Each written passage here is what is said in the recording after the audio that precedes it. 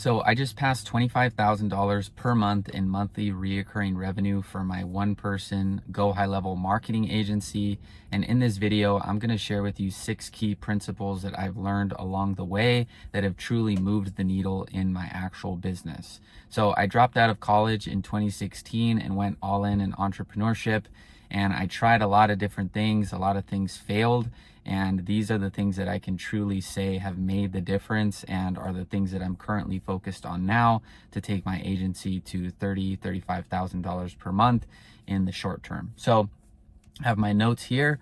So who is this video actually for? Because if I shared these different principles or ideas and this isn't what you actually want to create for yourself, none of the principles that I share are really going to be of value to you. So really what I became very clear of inside of myself was that I wanted location freedom, which meant I could work anywhere in the world, take my laptop with me, and I could basically deliver a client's results. I also wanted time freedom. I didn't want to have a huge team. I didn't want to manage sales reps. I didn't want to manage a bunch of different employees and create like the number one agency in the world. I've always had a brand first approach, and this is why I get a lot of referrals, and most of my business is pretty much referrals and organic YouTube content like this. And keep in mind, what I'm sharing about the $25,000 in monthly reoccurring revenue is actual clients. So I work with real estate investors and I help them find off-market deals, and I use Go High Level and Facebook ads. And so this isn't affiliate income or digital product sales or coaching coaches or things like that. This is actual live revenue from my actual agency. So I wanted to just make sure that was very clear. So I'm able to get, done for you clients via YouTube organic. So I'll talk about that towards the end. But I wanted location freedom. So I wanted to be able to, like I said, take my laptop with me anywhere in the world and be able to deliver results to my client. I also wanted, that time freedom where I wasn't spending a lot of time, and I really wanted minimal input, maximum output. So I wanted to get very clear, and I looked at my service as a productized service that I could eventually just duplicate with other clients. So that's really who this video would be for. If you want to build a big team, if you want to have, sales reps, if you want to, have like the number one or a super big agency, this video probably isn't for you. But I think what's cool about my model is, number one, not a lot of people have created their agency like I have. A lot of people either have VAs or, people doing outbound. And like I said, I always had that brand first approach. So I was always thinking of how could I get more clients from my existing clients, or how could I use organic marketing to get those clients versus me spending time doing manual outreach or having to hire someone to get someone on a call, and then from there having to kind of do a whole sales presentation, right? So my approach is a little bit different, and I want to share this video for those of you because I think this is a really cool model for those of you that maybe you have a 9-to-5 and you just want to, eventually quit that job, or you're all in on your agency and, you're seeing people with these crazy huge amounts of revenue and think that it's unattainable.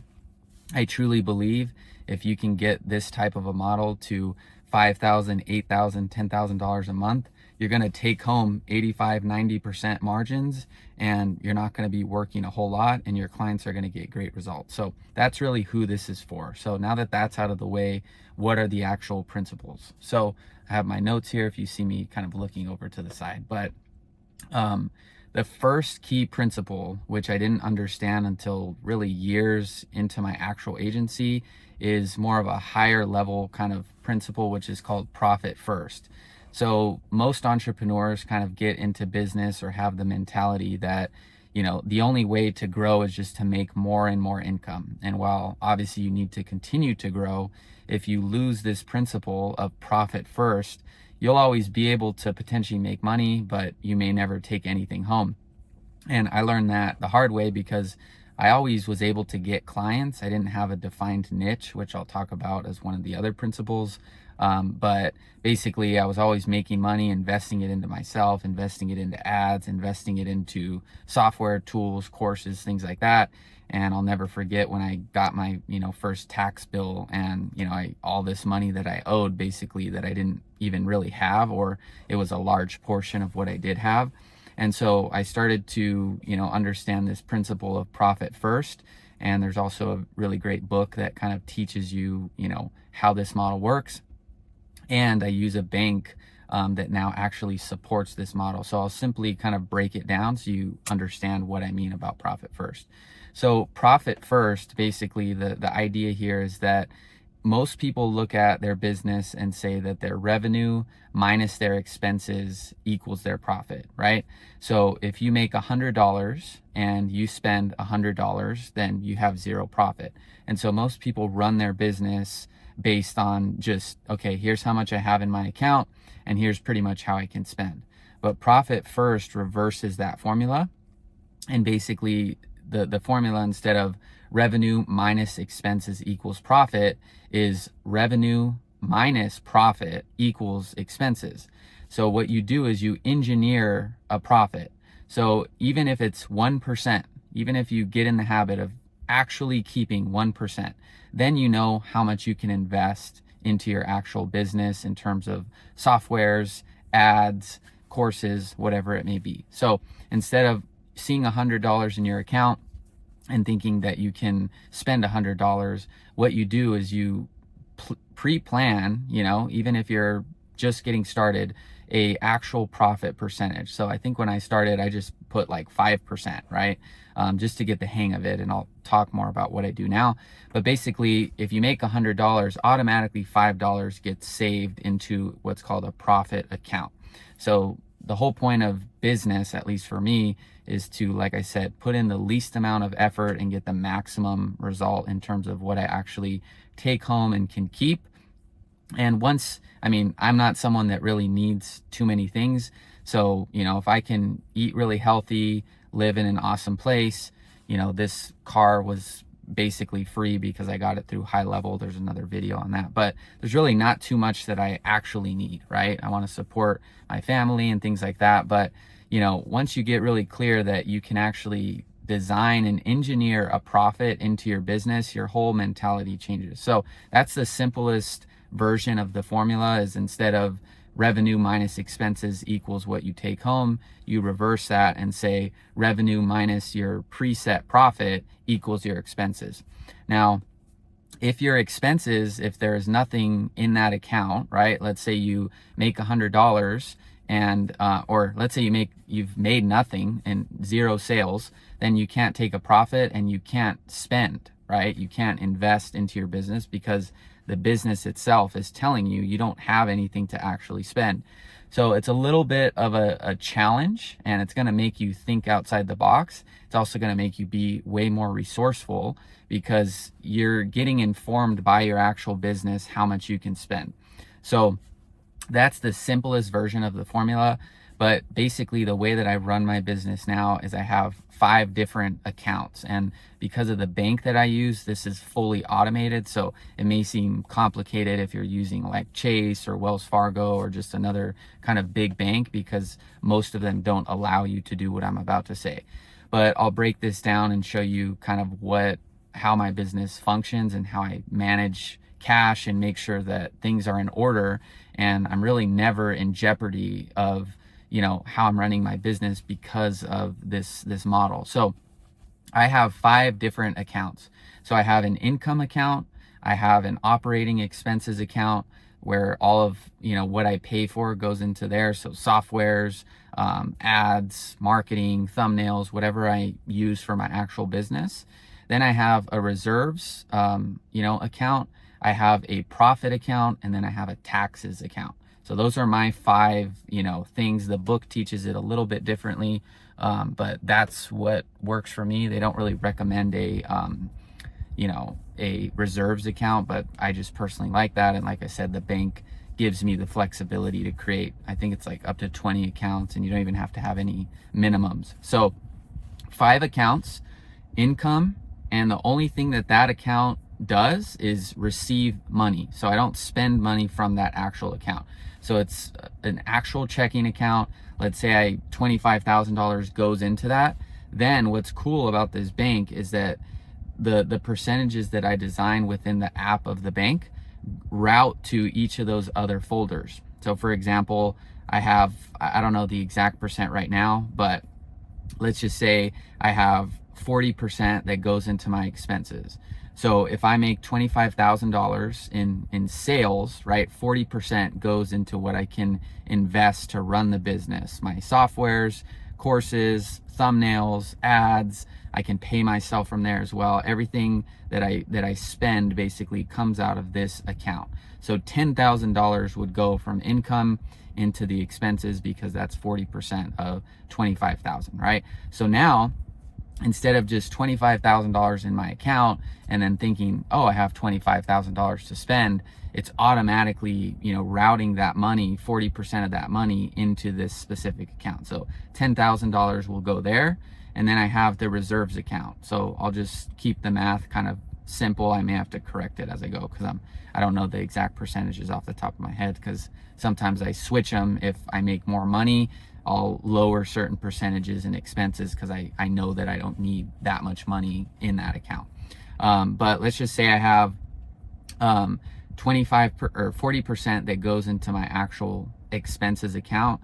Then for my reserves, I can do another 25% there. Okay, so I have basically I have $25,000 of income, and 40% of that will go into this specific expenses account, and then 25% of that, which I'll just do 30% to make it more simple, $7,500 would go into reserves. So if anything happens, you lose clients, whatever, over time that reserves pile starts to build up. This can be for basically unexpected events in the business, losing a bunch of clients. If you're running ads or something like that, your ad account goes down, and you start losing clients, then you have those reserves to fall back on. So 40% in expenses, 25% in my actual reserves. So that's 65%. I'm gonna have to change these later. But then for my actual profit, let's just say I have 10% that goes in there. So I have 40% here, 25% here. So that's 65% of the business income is between these two. And then let's just say I have 10% go to profit. So out of $25,000, my actual profit that I can spend on whatever I like the point of actually, owning a business. If I want to go on vacation, part of the payment for this car that I had to pay for up front, which High Level later reimbursed me for, the down payment, stuff like that. I made sure that before I made that decision of actually, getting this car, that I had that amount in my profit to basically buy the car outright. If for whatever reason something happened, I knew that it was strictly coming from my actual profits, because I don't need this car. I love this car, but I don't need it. It's not essential for me running my actual business. It's more of a, luxury. So this is one of the things that I've used for my profit. I use vacations and other things like that, but this is like no guilt money, like actual money, not what you pay yourself to spend on groceries or things like that.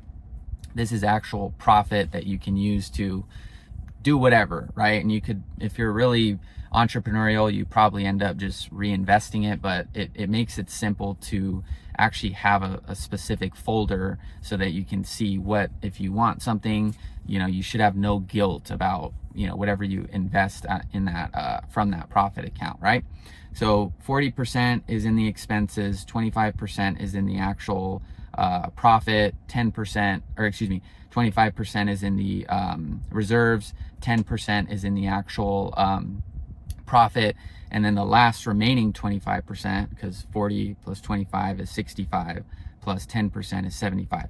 So then 25% goes straight to my taxes, right? So I won't get into all the specifics of taxes and corporation setup, but then out of the 25% that goes into there, whatever 25 is times 25, that goes into this specific account. So probably like $5,500 or whatever.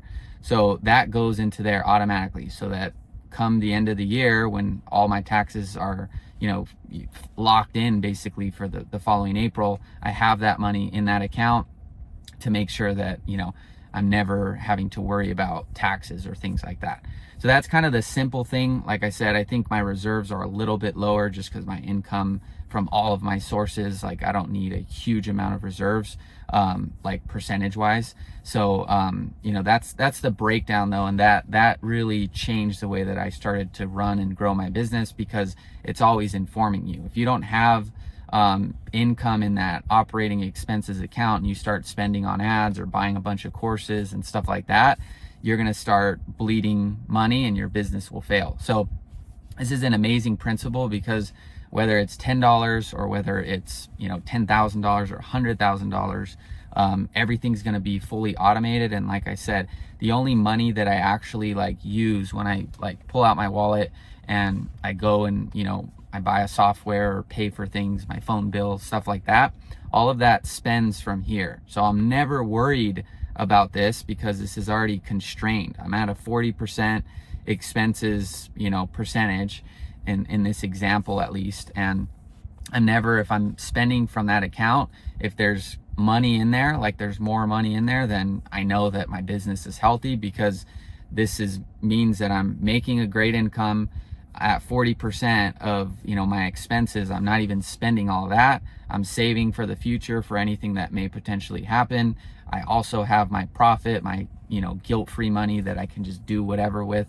And I also have my taxes, so I'm never worried about when that tax bill comes. For example, at the time of this recording, it's, you know, taxes are going to be due on the 15th in like 4 or 5 days. And I just got my final, you know, what I'm going to owe.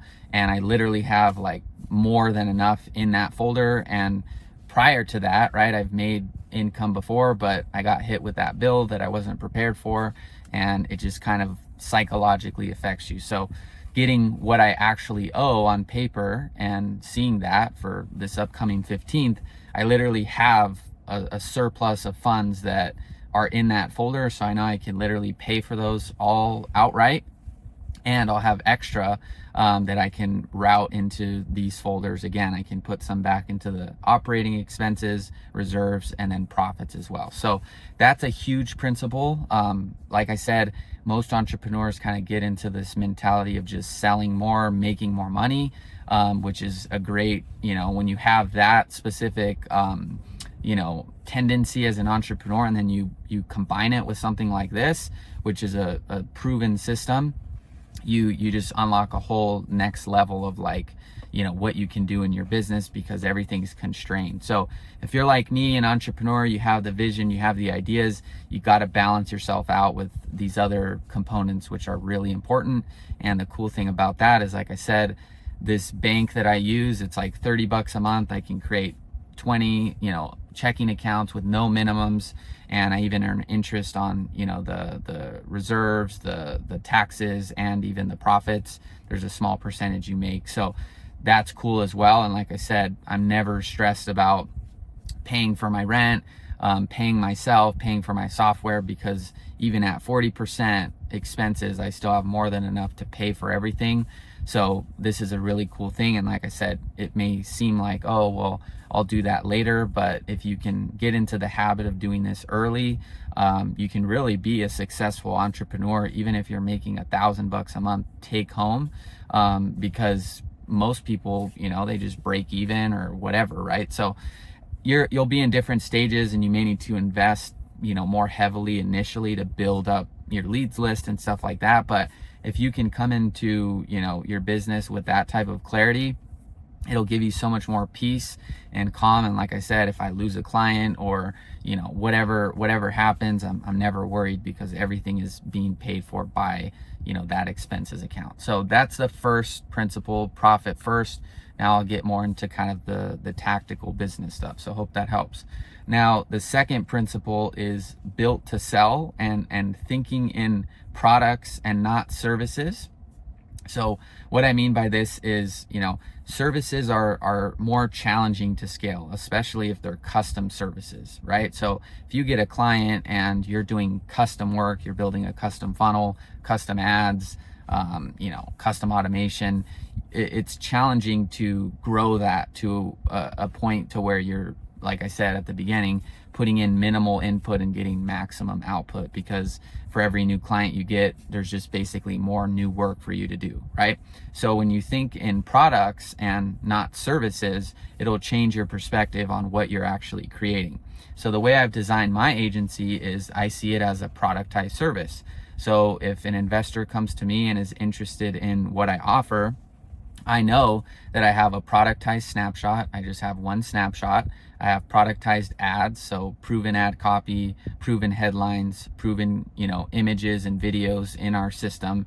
And so when someone signs up, they basically pay for this productized service. And where the service component comes in is the ads, serve impressions to new leads, and we generate leads, and that keeps the actual momentum of the service in place, because I'm offering the snapshot. I've created the snapshot. I'm offering the ads, the copy, the images, all the stuff like that. And I physically set it up, which it's very easy because of those, everything's pretty much productized. So my onboarding's productized, my presentation's productized, because it's, very controlled in the sense that I'm not going to go and make a new funnel or make you a new website or, do anything like that. Everything's inside of there.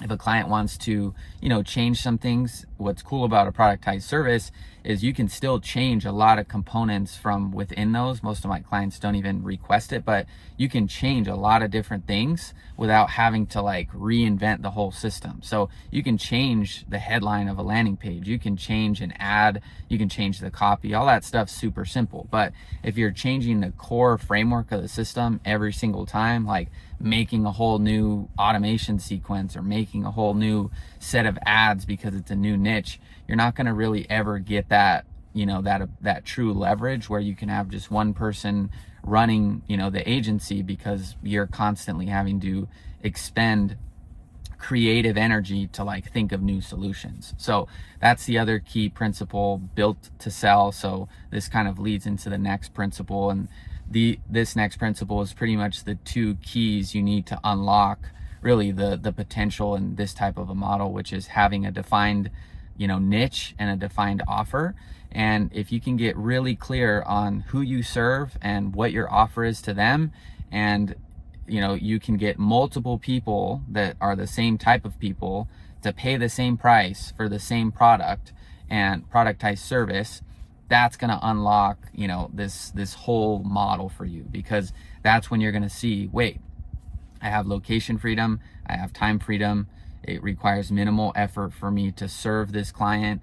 And when I do actually sign someone up, they're paying the same price as the next person, and they're getting the same type of ads. They just target a different area or whatever it may be, and you're going to get some actual momentum because your fulfillment just drops down, right? Because you're actually systematizing the offering, right? The service. So that's the other key principle, is the niche and the offer. And a key point here with the actual niche and the offer is, once you get your first case study, or many of you may already have your first case study and you're changing your niche, you're bouncing around and stuff like that, what you want to do is discipline yourself to figure out how you can engineer certainty for your client in those first 30 days. So what I mean by that is, the hardest part of executing this model is first getting multiple people on the same productized service. That'll be your first challenge. Can you actually get two people to pay the same price for the exact same product? And can you do that? If you can do that, then as you start to get results, or maybe you look back and you already have results with a niche or something like that, and you need to stick to that niche and stick to that offer, if you can design certainty of results for those clients in that first 30 days, that's going to increase your retention, right? Because the hardest part is that first week, right? Where the clients paid you, maybe they're trying something new, whatever it is, those first 30 days, if you can engineer certainty of results, which I'll talk about, is going to be key. So for my clients, right, the certainty of results that I've been able to figure out from the people that have gotten the best results from my system is, one, they have a team of at least 2 to 3 people, right? So my successful clients, they are like the owner, and they have either someone working the leads, or they have a VA. They all seem to have 2 to 3 people, right? Like, even if it's just another assistant or something like that. And so there's a few ways you can engineer certainty of results. One is on the sales call, or on the call where you're talking to the potential client, you have to vet, right, that client. Because if someone comes to me and they've never closed a wholesale deal, which is kind of who I help, and they don't have a team and they've never ran ads, I, as the owner, right, of my business, have an opportunity to just sell someone or to actually help them get results, right? And so if I just sell them and say, hey, let's do it, right, I'm lowering the certainty of their results, because the people that have actually succeeded with the system have these things in place. Like I said, they have a team of 2 to 3 people, you know, they have an office, all of them are running other forms of ads or lead generation strategies. Most commonly, they're running Google ads. They're doing some SEO. Maybe they have cold callers calling their leads. They're doing text blasts. So if someone comes to me with no other lead sources, they've never closed a deal, and they don't have any sort of team, I, as the owner, and my job to engineer this to really help them and also help me and my reputation, is to engineer those certainty of results by saying up front that this isn't a good fit for them, right? Or I have another offer where they can do it themselves. But the key to me growing to this amount of income is just this one core done for you offer. I don't want to go on a tangent for the do it yourself version of what I have, but for done for you, those are the pieces that I know make this work. They've got a team of 2 to 3 people. They close multiple deals a month already with other lead sources, and they have other lead generation sources in place, like I said. So that's like my ideal client, right? And if you don't stick to who that ideal client is, you start dropping certainty of results, you start increasing the amount of time it takes for you to fulfill, and then you are basically deal with a whole other set of problems on the back end, because you're running new ads, you're running new automation, you don't know the numbers behind how the system is going to perform, because you've taken on someone that's not an actual fit. Okay, so you can do it by upfront telling them, that this maybe not will be a fit for them. And then 2, you can also, within your service, if for example, I know that in addition to those other things I mentioned for my ideal clients, all of these clients also have a sufficient ad budget. They're all spending over $100 a day. Like, that's what I see. They're spending $100 a day or more. And they also have multiple markets that they're running our system in. So for us, we can find leads in different states or across the entire United States. And so the people that have failed with our system fall into one of the opposite of these other 5 kind of categories.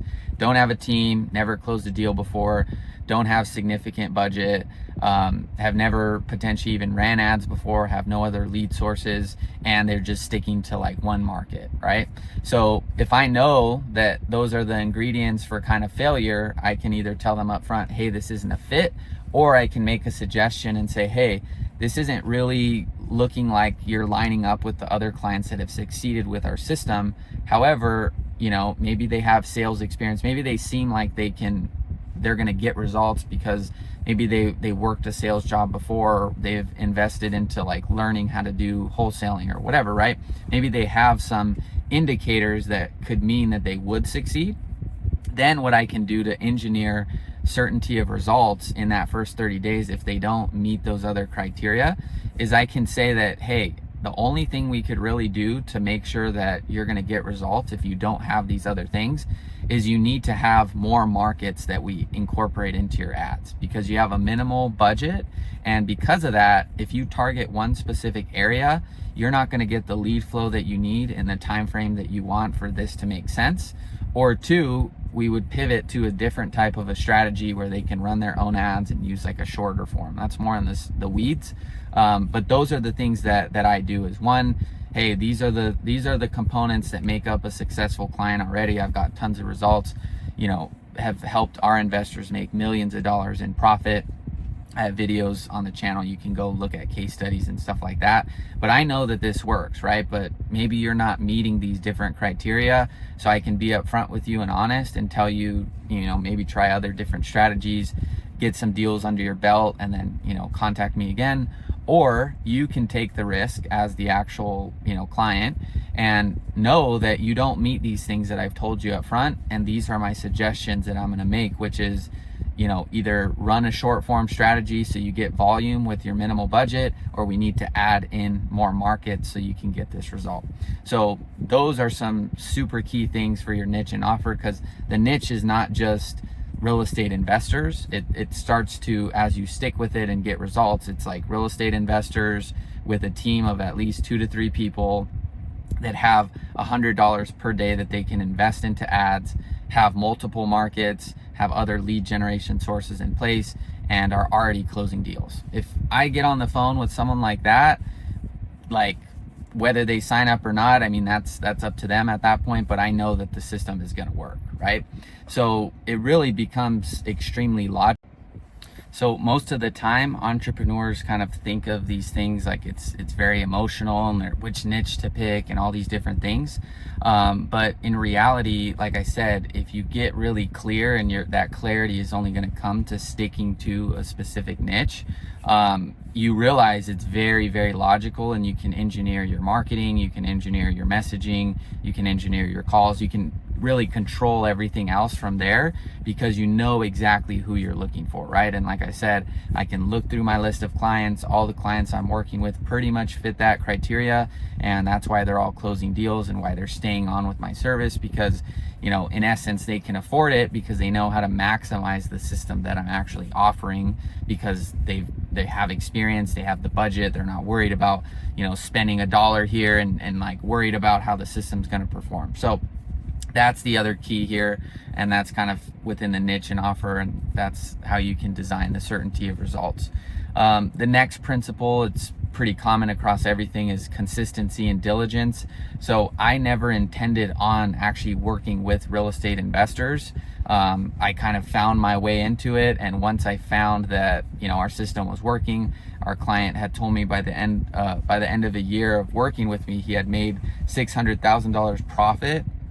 I basically just went all in, and now what you guys see, and you know, this model that I've created for myself, and for you guys that want to create it as well, now you see that end result, right? But when I started, I mean, I didn't know all these different things that I'm sharing with you, and so the consistency and diligence of just sticking with the model, knowing what you want to create, and really just showing up every single day, that has led to this end result that you're now seeing here. Not end, because I'm not done, but you see something now that really came from consistency and diligence and refining my product and getting better at my messaging and all these other components, right? So that's the other principle that you're going to need to succeed. And then once you have those things in place, I mean, you can do this even prior to, like, you know, having a bunch of clients. But the way that you can scale, and the way that I've, you know, grown my business to like get those extra 5, 6, 7 clients within a month or so, has been from content, right? So creating content like this, I think a lot of agency owners just think that making content is just to get other affiliates or other agency owners or course creators or coaches. It's pretty common within that space. And so, you know, you can actually get legitimate done for you clients with content, right? So, you know, don't fall into the belief that your ideal client is not on the internet researching and looking for people that can help them. Some of my best clients have come from my content, because they've seen what I do, they see my philosophy, I break down the numbers, and I'm pretty transparent.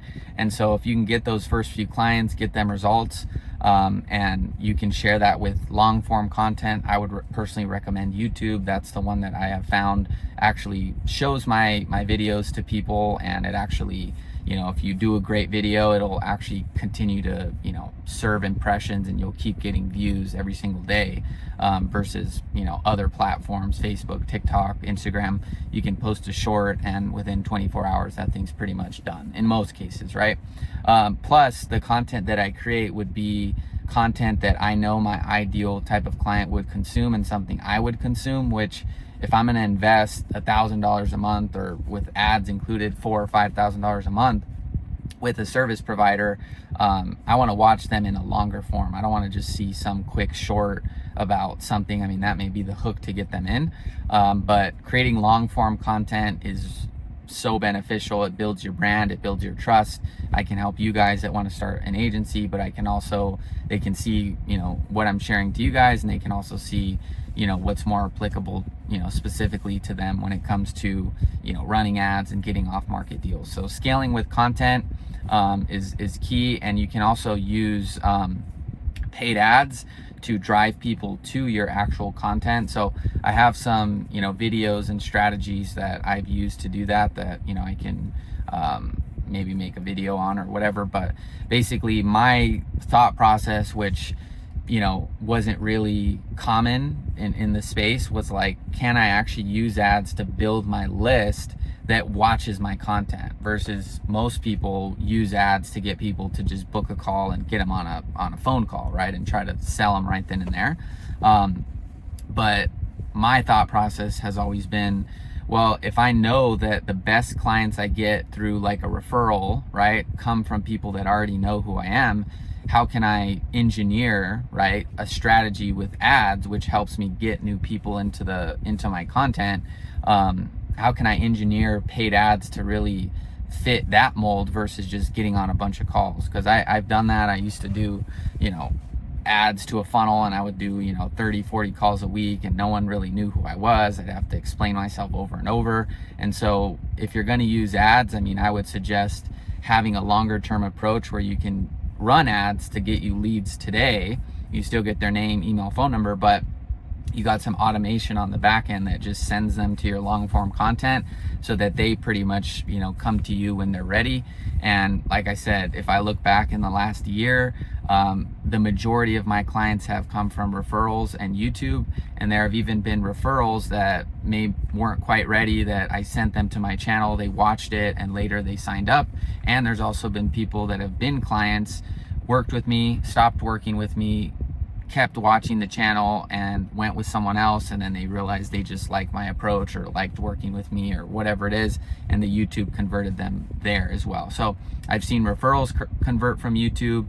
I've seen, you know, cold leads convert from YouTube, that just came in from like a lead magnet, and then they watch content and then they sign up with the Done For You service.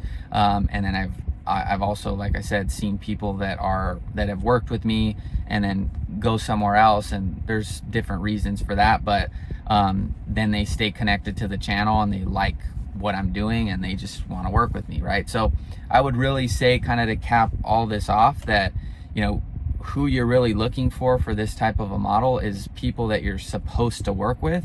You're not trying to convert every single person and work with literally anyone. You want to work with people that practically meet those criteria that I kind of shared for your system.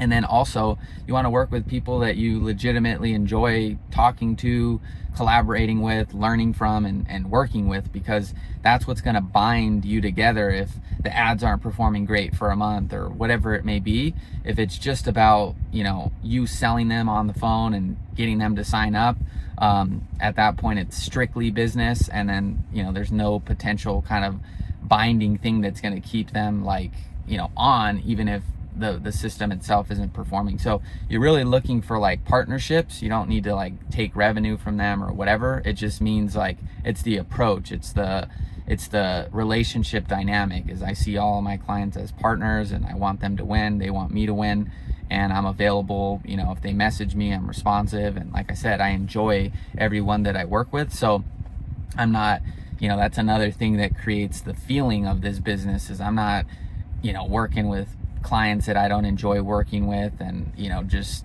like logging in every day and feeling like, oh my gosh, here's another client that's just requesting more stuff. So those are some of the principles that I, looking back, can say have really moved the needle. So just to recap, you know, who it's for: if you want time, location freedom, and minimal input, maximum output, you know, this would be, you know, the direction you could potentially go. Profit first, to engineer peace in your business and make sure that you're actually making a profit, whether it's $100 or $10,000. Thinking in products and productized services, and not just services where you're trading your time for money.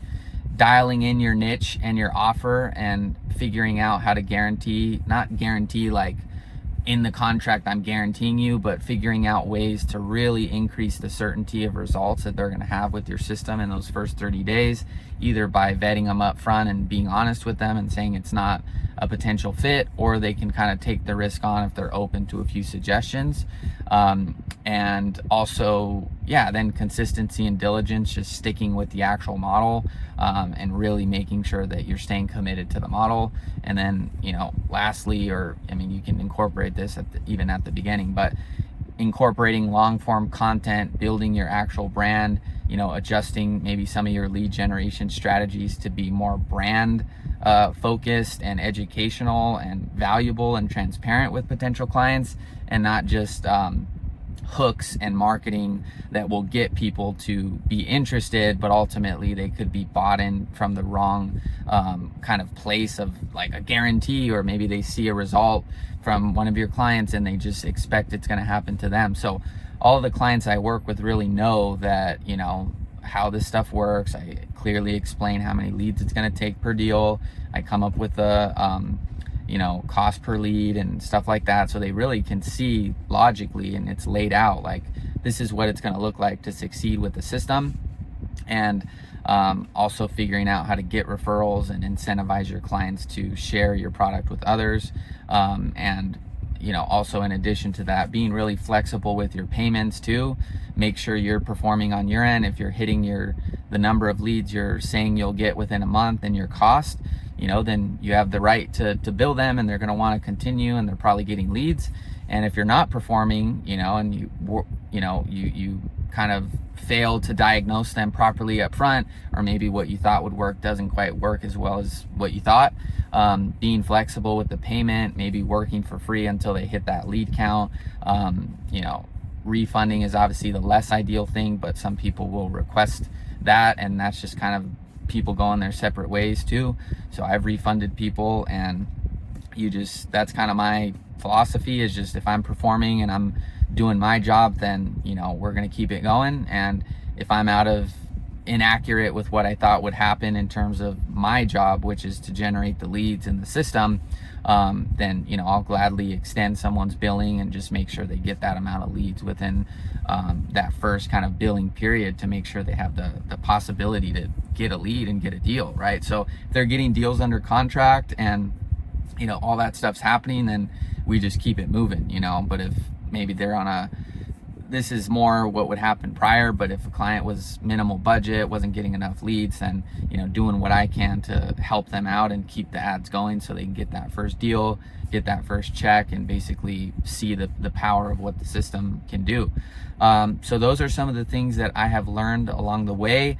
I hope they're valuable to you, and let me know what you guys think of this style of video, this more higher level kind of business stuff versus some of just the trainings that I do. So let me know what you guys think of this, and see you in the next one. Bye-bye.